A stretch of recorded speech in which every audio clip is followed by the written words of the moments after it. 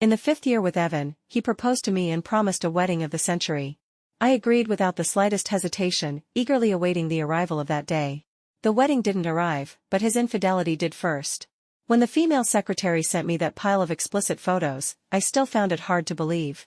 In the silent room, as I opened the delivery box, all that remained was the faint sound of my breath, almost at a standstill. I trembled as I threw the received photo to the ground, my whole body losing support and collapsing to the floor, tears in my eyes. After all the tears had been shed, I fixed my gaze firmly on those photographs.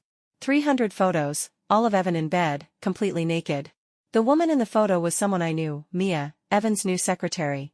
Today marked exactly the 100th day since she started her job. The breath in my lungs was slowly being drawn away, and I bit my lip tightly, almost wanting to stop breathing. The next moment, the phone rang. It was a call from Evan. I just finished a social gathering and drank quite a bit. I'm at the Houting Hotel, and my wifey is kindly picking me up to go home. After we got engaged, in order to put my mind at ease, he would always have me pick him up whenever he went out for social engagements.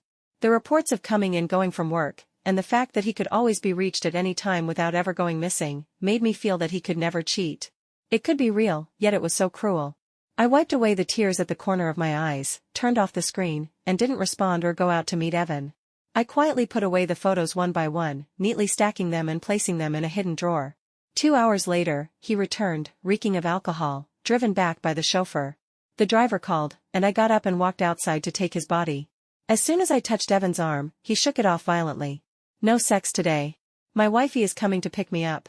Get lost. After saying that, he stumbled and fell beside the car.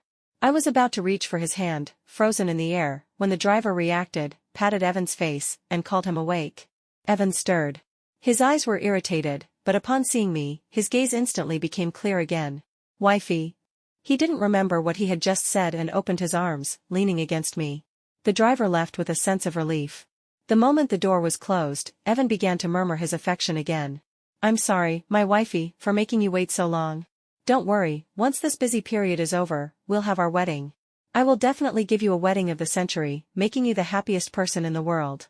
I could hear these confessions almost every night he got drunk. They used to sound sweet. But now, they just made me feel sick. I forced myself to suppress the urge to vomit and turned my face away from him. Evan sensed my stiffness and looked up at me in confusion. But soon, he let out a light laugh and unsteadily pulled a jewelry box from his pocket. Opening it, a delicate, sparkling diamond necklace lay in the palm of his hand. Look. Do you like it? I had seen this necklace before. There was only one in the entire U.S. city. When this necklace was auctioned off, it even made the local news. I didn't expect that the person who bought it was Evan. Being drunk made him unsteady on his feet, but that didn't stop him from seriously putting the necklace on me.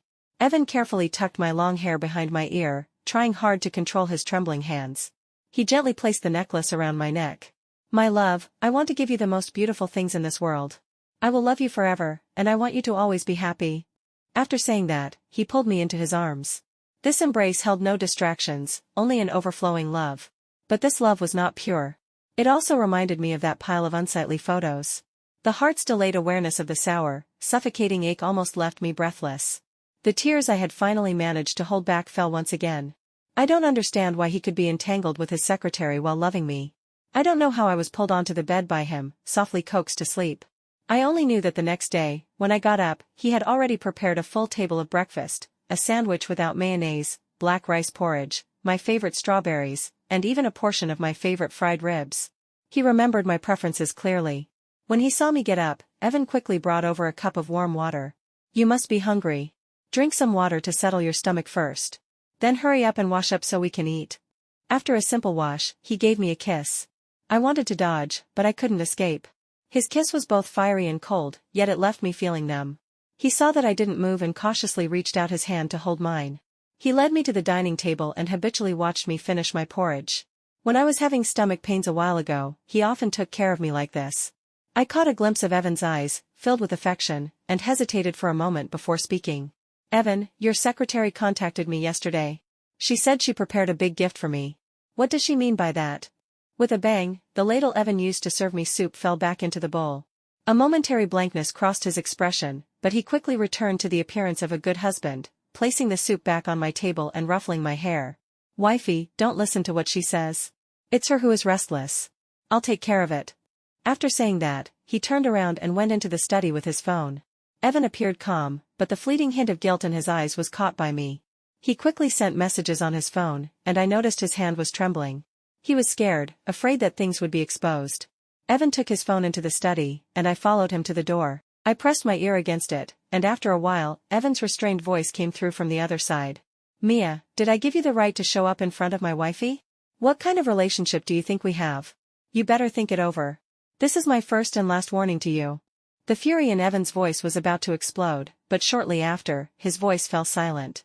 It seemed the person on the other end had said something, perhaps Mia had provoked him. He quieted down, and in the end, all that remained was a gritted teeth remark, "You wait for me." When Evan came out, I had already returned to the dining table. He hurried over, wrapped his arms around my head, and gave me a kiss. I found him a bit disgusting, but it wasn't time to fall out yet. He picked up the coat from the back of the chair and walked out, his voice low and hoarse, wrapped in a layer of emotion. "Honey, remember to finish your breakfast. There's a contract to sign at the company. I'll be back soon." After Evan left, my body, which I had been suppressing, could no longer hold back. I began to tremble violently. Tears flowed uncontrollably down my cheeks. If yesterday's events could still be deceived into thinking they were composite photos, today was complete despair. This relationship was probably coming to an end. When Evan came back, it was evening. Just like before, he brought the cake I liked to eat. But after I saw it, I almost threw up. The gift he gave me constantly reminded me of what Evan had done. That evening, I said I was tired and had no appetite. Evan fell asleep holding me, without thinking much. The next day, while he was out at work, I threw the cake into the recycling bin. That night, he still came home very late, even though tomorrow was my graduate school graduation ceremony. As a model future husband, Evan had always done a great job with his facade. He got up early in the morning to prepare food for me. After eating, he sent me back to school and then kept running around, handling various matters. From the moment he appeared, he attracted the attention of a large crowd. Everyone was talking about this young, wealthy senior who had started his own company in his 20s. But his gaze was fixed solely on me, focused and affectionate. He acted as if, apart from me, he had no interest in anything else. If it weren't for having seen those photos, I might have been immersed in the world he created, believing I was loved only by him. I turned my head to avoid his gaze, forcing a bitter smile at the corner of my mouth. The graduation ceremony had just begun when Evan's phone started ringing incessantly. It was his personal phone, and only a few people knew that private number, fewer still would be desperate enough to keep calling it. When the phone rang for the 10th time, he glanced at me apologetically and turned to the corner to take the call. Evan's attitude when he answered wasn't great. But after a few soothing words from the other side, his impatient mood was calmed. He hurriedly hung up and returned to my side. Evan leaned in close and whispered, "Honey, I'm going to take care of the wedding dress photos. My assistant will stay here, so if you need anything, just tell him. I've transferred some money into your bank account. After we finish taking the graduation photos, let's have a meal with friends to relax. I still need to confirm some details with the wedding planning company, so I won't be able to accompany you for the graduation photos." Evan disregarded my response and hurriedly left after speaking. I stared at his departing figure, unable to shift my gaze for a long time. Evan thought the excuse he found was flawless, but now, I didn't believe a word he said. Just as I finished taking the group photo, I suddenly received a text from Mia, "Come home. There's a surprise." Seeing the message, my brows furrowed. Mia, she was eager to rise to power. Then she sent another message, "Don't you want to see another side of Evan? Hurry up, I'll open the door for you." The sky in December wasn't particularly cold, yet I felt as if I had fallen into an ice cave, breaking out in a cold sweat. The 1-hour journey home from school was somehow compressed into 30 minutes. Knowing full well that the scene would be difficult to bear, I still wanted to get to the bottom of it. When I returned home and caught a glimpse of the scene inside through the deliberately opened crack of the door, my pupils suddenly dilated. Breath and heartbeat seemed to stop at that moment, my eyes uncontrollably fixed on the two entwined figures, from the bedroom and living room on the second floor to the entrance of my studio. "Evan, I want to try the art studio," Mia's playful voice called out. Evan scolded, "No, don't mess up my wifey's place." Mia was persistent. Her hands wrapped around Evan's neck, using a sultry tone to entice him. "But I want to try, Evan. I brought a lot of things today.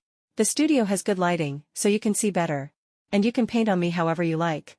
Evan's expression changed for a second, just a second, as desire replaced reason.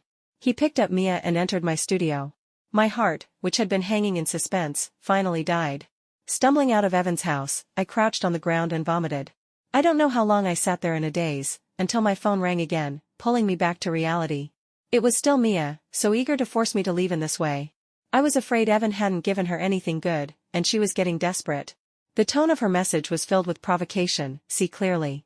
The dream of the wealthy has ended. Now that you're awake, just roll away. The only one who can stand by Evan's side is me. On the way, I replied to Mia with trembling hands, since you want to rise so badly, help me leave. The position of Mrs. Evan will be yours. Mia was very resourceful. As soon as she heard I was leaving, she bought me a plane ticket and arranged the itinerary. She even gave me the opportunity to study under an artist, and the plane was set to take off a week later. It was as if she were afraid I might regret it. But that plane ticket was intercepted by Evan before it even reached my hands. Wifey, you're going out to have fun? Why didn't you tell me?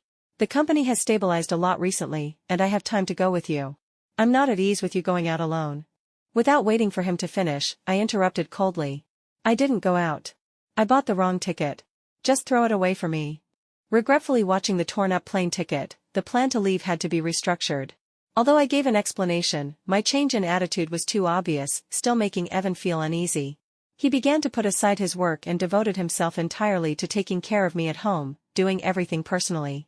Even when my gastritis flared up and I got up in the middle of the night to vomit, he didn't mind at all, cleaning up the mess. Wifey, unknowingly, we've been together for 5 years. From the moment I first met you, I knew you would only ever be my bride. I truly love you more than anyone else. Wifey, don't listen to the voices from the outside. Just believe in me. Evan anxiously tightened his hold on me, afraid that I might leave. I met Evan when I was 8 years old. At that time, my adoptive father was drunk and abusive. I angered him, and he threw me into the river, intending to drown me. It was Evan who passed by and pulled me up with a group of friends. He saw that I was pitiful and brought those friends to my house every day to keep an eye on whether my adoptive father would hit me. He even had his dad send a bodyguard. As soon as the adoptive father made a move, the bodyguard would act first. Although my adoptive father was angry, he couldn't provoke the Fu family. After a few incidents, he became more restrained. I no longer had any external injuries on me. Evan had always treated me well since we were young. If there were good things, they would definitely be given to me. And that's how we naturally ended up together. We got engaged in our sophomore year. And if it weren't for Mia, I would truly believe that he still loved me, just as he always had. He whispered sweet nothings in my ear, but I lowered my dim gaze and did not respond, pretending to be asleep. At the very least, I couldn't interact with him as if nothing had happened. The next morning, Evan was ready to take me to see the wedding venue. To avoid chatting with him on the way, I closed my eyes and pretended to doze off. Evan thought I was just feeling unwell and instinctively wanted to hold my hand. But before he could reach out, I stuffed my hands into my pockets. He was taken aback, opened his mouth, but no sound came out. Then, the car, which had been moving at a steady pace, suddenly swerved sharply. The immense inertia threw us both out. As soon as I rolled onto the ground, Evan pulled me up tightly into his embrace, using his body as a shield. His expression was severe, his face darker than ever. I raised my eyes to the rearview mirror and indeed saw 2 large tracks in pursuit. I stretched out my hand to protect his head, but he took it down and held it against his chest. Be good. Don't move. I'm fine. Just lie down. As soon as the words fell, with a bang, the car window shattered into pieces. Shards of glass fell onto Evan, leaving streaks of blood on his once clean face and neck. The blood that overflowed even splattered onto my face. The next second, another impact struck the car, and Evan's head collided with an unknown object. Evan kept protecting me as I collapsed onto him. We were taken to the hospital. He was scheduled for a series of examinations, and aside from some bruises, he only had a mild concussion. The feeling of having survived a disaster still left me somewhat dazed. After quickly thanking the doctor, I returned to Evan's side to take care of him. Wifey, I'm really fine. Don't worry about me anymore. But you must have been scared, right? I'm sorry. It's my fault for dragging you into this. I promise, this is the last time. Looking at Evan on the hospital bed, his pale face marked with unhealed bloodstains, and still blaming himself, my once silent heart stirred once again. I was certain that Evan still loved me, it was just that this love was mixed with a lot of dirt. I caught a glimpse of the phone that had been vibrating under his weight. I forced a smile, then made an excuse to leave, saying I needed to go back and get some clean clothes. After leaving the ward, I didn't walk away. Instead, I stood quietly by the room next door, waiting. I only approached the door after Mia appeared. As expected, her voice came through, "Go find out which family has set their sights on Emily," as if I were already dead. I can only wait for 2 days at most. After 2 days, they must pay the price. Then Mia's voice reached my ears again, playful and light. Evan, the hospital is quite exciting. Why refuse?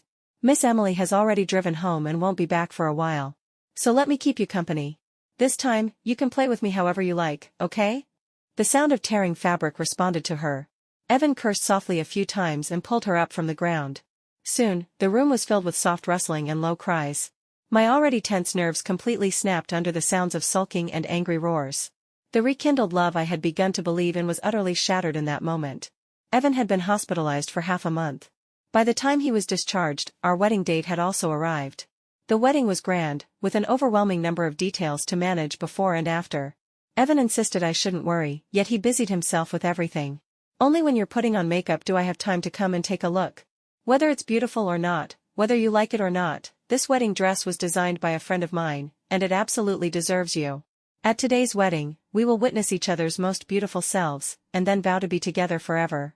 When he spoke of being together forever, joy and obsession shone in Evan's eyes. I didn't answer.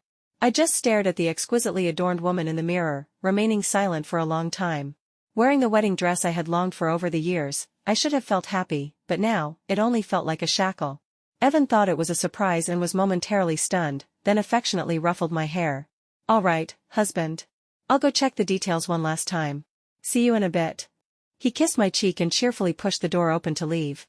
As soon as Evan left, the staff in the room erupted in excitement. Miss Emily, you are just too beautiful. You will absolutely be the most stunning bride. I dare say, in all my years in this profession, I've never seen a groom as deeply in love as Evan. Miss Emily, you are so lucky. You'll definitely make the news. Evan's affection and your beauty will make every married woman envious. According to Evan's plans, this will surely be a wedding for the ages. And when you make your entrance, flowers will fall from the sky. I couldn't hear a word of the praise, only managed to maintain a forced smile. I knew I wouldn't be getting married. The object of envy, the most beautiful bride, would definitely not be me. I didn't want to spend my whole life feeling jealous, sad, hurt, and broken because of him. Trapped in emotions forever, even if he was Evan. Most of the guests had already entered the venue. I made an excuse to send the staff out and waited alone in the dressing room for 10 minutes. Then Mia arrived, her bridal makeup already done. As soon as she walked in, she excitedly stared at me. I stood up and handed her the wedding dress that I had long since taken off. She smiled even wider, slipping it on without even looking. The plane ticket is in my bag. Don't worry, I bought several plane tickets, and there are people on each flight. Evan won't be able to find you for a while. There's also a bank card in the bag with $500,000 in it. Take it. Once I'm settled, I'll give you more. The demand is that you never come back again. You should hurry and leave, the wedding is about to start. The wedding music began to play. Mia covered her face with a white veil, lifted her skirt, and lowered her head. As she walked out amidst the support of the crowd, her steps were very firm, showing no signs of hesitation or guilt. I watched her silhouette. Yet, I could still see a hint of innocence in it. Perhaps, even now, she still believed that Evan loved her too. Mia believed that if she were the bride, Evan would not dismantle his identity in front of so many guests, for the sake of his reputation. She also thought that without me, the title of mistress of the Fu family would belong only to her. I didn't shatter her dreams.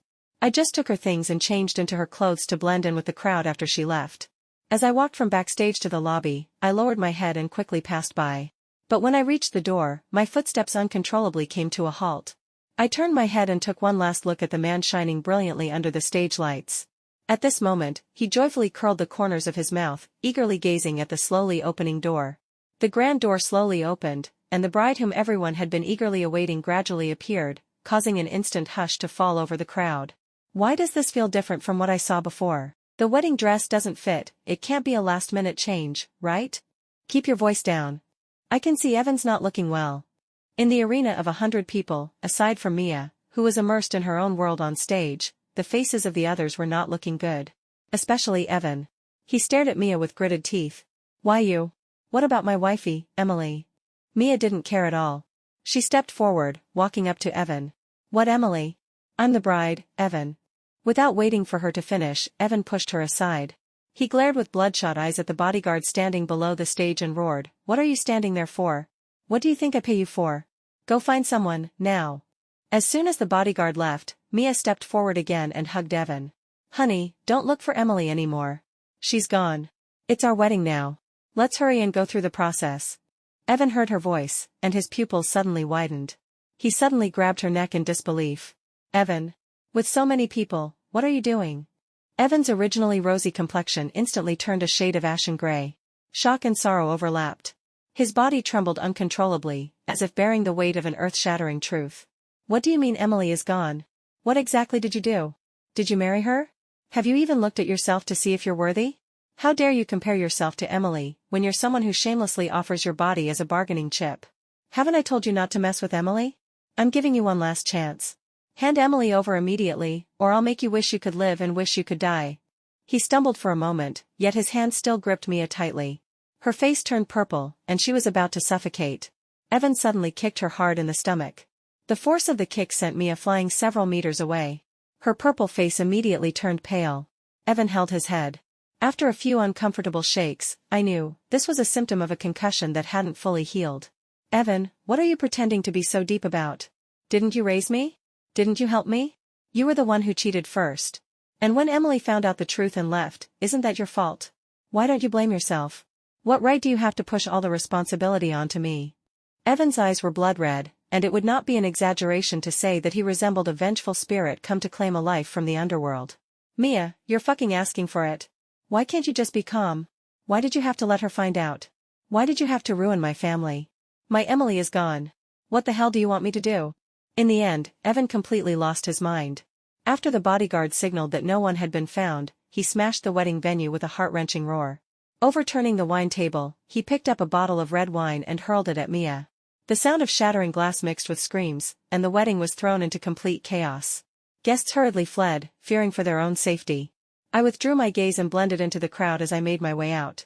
Evan's concussion hadn't healed, and now he was even more agitated. After spitting out a mouthful of blood, he fainted. Finally, both Mia and I were carried away by the ambulance.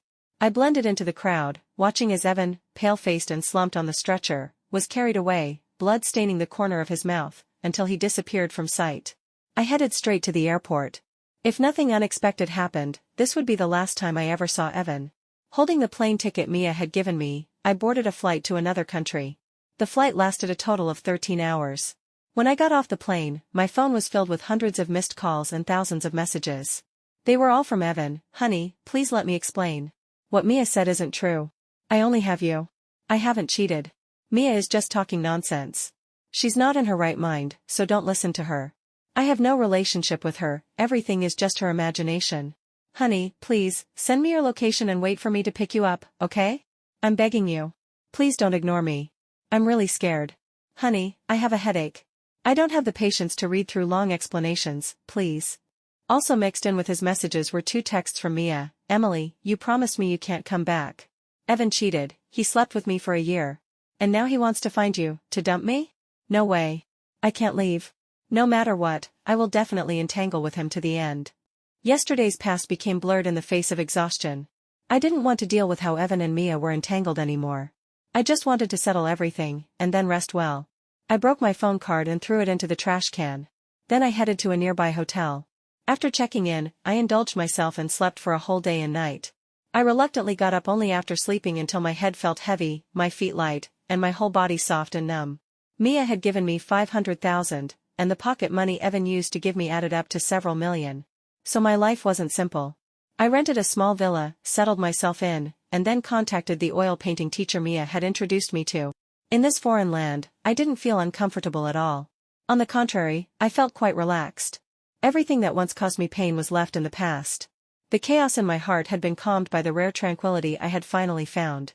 I immersed myself wholeheartedly in learning under the oil painting teacher. Time flew by during my studies, and after just a brief introduction, half a year had passed. On this particular day, as soon as I arrived at the studio, I sensed an extremely somber atmosphere. Teacher Lou's deep gaze was cast upon me. Clearing his throat, he brought a phone in front of me. I took the phone in confusion, but when I saw the screen clearly, my pupils suddenly constricted. The video was from a surveillance camera. It wasn't very clear, but even through the blurry footage, Evan's cold and gloomy expression was evident.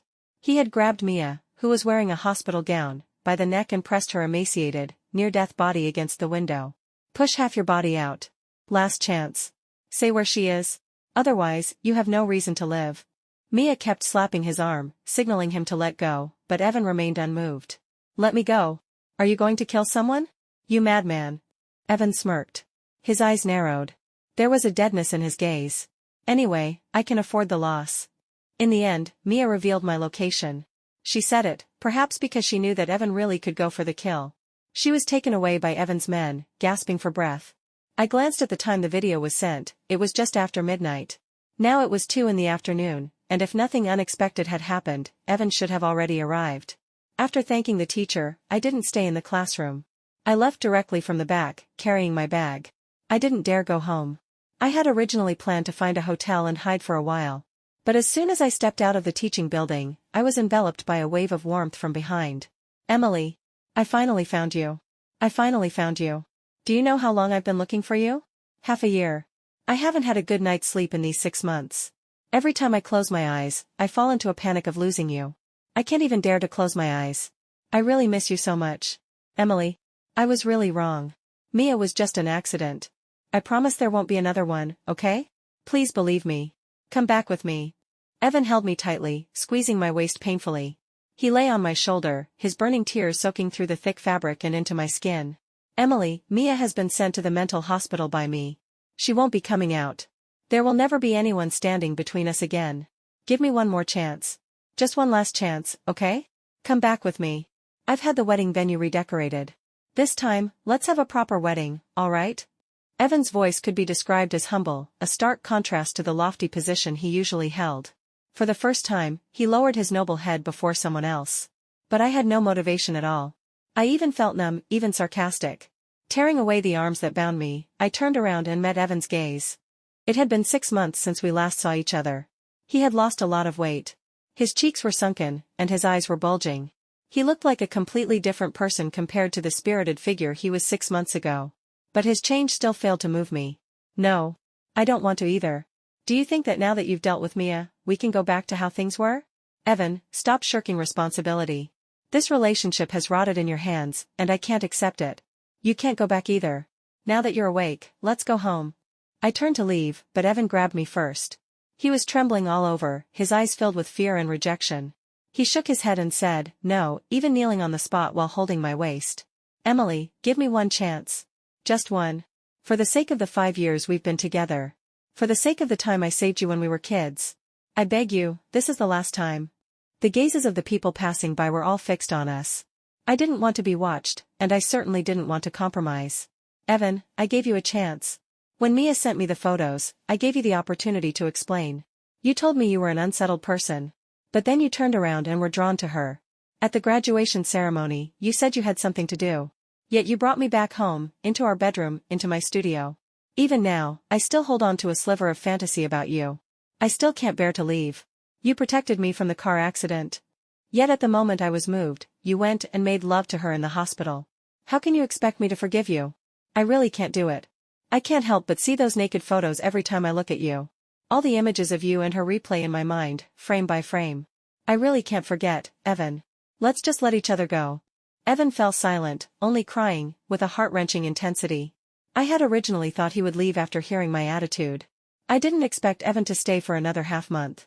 For the past half-month, he had been following me every day, acting as if nothing had happened. He even moved into the house next door, then cooked meals and brought them to my school. His genuine concern spoke of memories, trying to make me overlap him with the boy in my recollections once more. Emily, your favorite fried ribs are ready. Eat them while they're hot. Emily, do you remember? When you were little, you were always bullied. Even when you were bullied, you wouldn't say a word. So I had to run to your classroom and question everyone one by one. Emily, in high school, I once made a wish under the wishing tree. That the other half of my life could only be you. When will this wish come true? As Evan spoke of the past, his eyes were always filled with longing and nostalgia. I, however, did not stop Evan from doing these outdated, stubborn things, but he caused misunderstandings by coming to my school repeatedly, and by the 3rd class interruption, no matter how good my temper was, it was gone. I put down my paintbrush and pulled Evan, who was delivering food, aside. Evan, I am not happy. Everything you do troubles me and makes me irritable. Your presence will never allow me to be truly happy. I didn't speak kindly. Taking the gift box from my pocket, I placed it in his hands. It was the necklace he had given me before. Now, I was returning it to him. Evan, go back. We're really done this time. Evan remained silent, standing rigidly in place. He looked at the necklace in his hand, his eyes reddening. His face was deathly pale, his lips trembling. It was a hot summer day, yet he was shaking all over, nearly unable to stand. He opened and closed his mouth several times, finally pressing it into a straight line. We stood in silence for a long time, long enough for Evan to finally collapse to the ground. I just heard his voice, "I'm sorry." I knew then that Evan understood. He once said that my happiness was the meaning of his existence. Now that I was unhappy, his existence had lost its meaning. He knew that we could never go back. Watching Evan leave alone, I felt a sigh of relief in my heart. Without his entanglement and obstruction, my future would be filled with brightness.